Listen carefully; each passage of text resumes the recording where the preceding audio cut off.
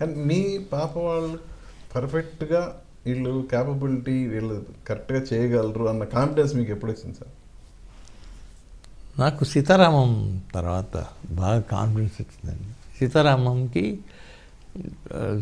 ఇతను వస్తున్నాడు డాడీ, ఒక మంచి కథ ఉంది, అతనితో చేద్దామంటే నేను కొద్ది ముందు భయపడ్డాను.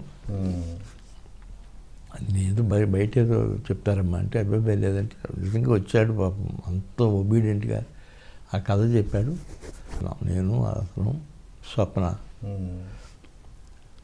ఆ Sitaramam cinema hats off to him, hats off to అందరూ యూనిట్ అంతా బాగా చేశారు.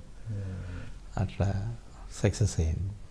మీరు ఎన్ని బ్లాక్ బస్టర్లు హిట్లు ఇచ్చారు, బట్ మీ అమ్మాయి వాళ్ళు మహానటి అనే ఒక సినిమాతో నేషనల్ అవార్డుతో సహా అటు కమర్షియల్ సక్సెస్, అటు అవార్డ్స్, నేషనల్ అవార్డు అన్నీ కొట్టేశారు కదా. ఎప్పుడన్నా సరదాగా అంటుంటారా అవార్డులు కొట్టలేదు, నేను అవార్డులు కూడా కొట్టాను? నేను నవ్వుకుంటుంటాం సార్. ఆ సినిమా తీస్తున్నప్పుడు నన్ను రోజు రమ్మలేదు సెట్కి. సరే నేను వెళ్ళేవాడిని. వెళ్తే తను తీసిన విధానం, ఆ cinema hats off to him. Keerthy Suresh చాలా బాగా చేసింది. కీర్తి సురేష్ పక్కన దుల్కర్ ఉన్నాడు కదా. అలా దుల్కర్తో ఫస్ట్ మంచి హిట్ కొట్టారు, మళ్ళీ సీతారామంతో కొట్టారు, మళ్ళీ కల్కితో కొట్టాం. కల్కిలో